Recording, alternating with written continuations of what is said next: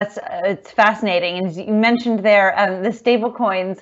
In your book, you build an argument for why the end of a fiat currency is imminent.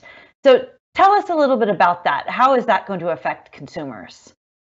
So I argue that the end of cash, that is the physical dollar bills that we have in our wallets, is imminent. And the reason for that is digital payments are proliferating around the world. If you look at many advanced economies, such as, say, Sweden, the use of cash has almost entirely disappeared. Even in developing countries such as China and India, it's very easy to get access to low-cost digital payments.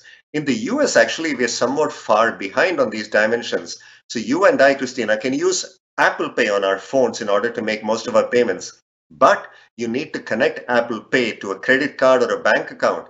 It turns out, even in the US, about 5% of the adult population is unbanked or underbanked, meaning they don't have easy access to these digital payment systems. So the private sector and cryptocurrencies such as stable coins are beginning to offer alternatives in terms of digital payment systems.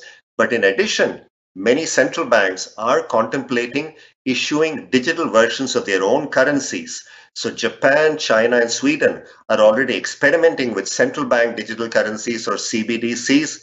The Bahamas has already issued the world's first nationwide CBDC, the Sand Dollar, and the Fed will soon be releasing a paper laying out its position about a digital dollar.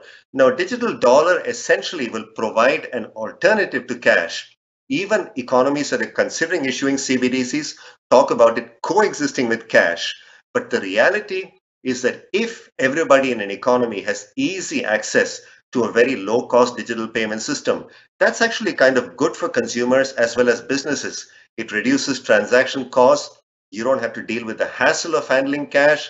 Cash is susceptible to loss, theft, counterfeiting. So digital money or digital payment systems can be much more effective in terms of getting around those problems. But it's not without some costs. I still tip my Uber drivers and coffee baristas with cash because the tangible element creates a personal connection, which I think is nice.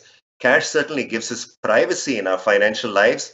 And, we have very little privacy as it is right now. And if we were to give up cash, that would mean the last vestiges of financial privacy we have may be gone.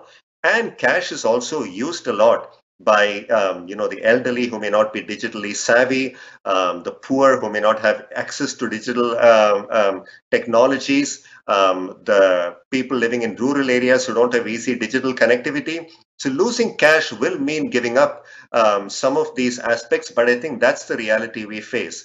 The era of cash really is coming to an end much faster than I think many of us had anticipated.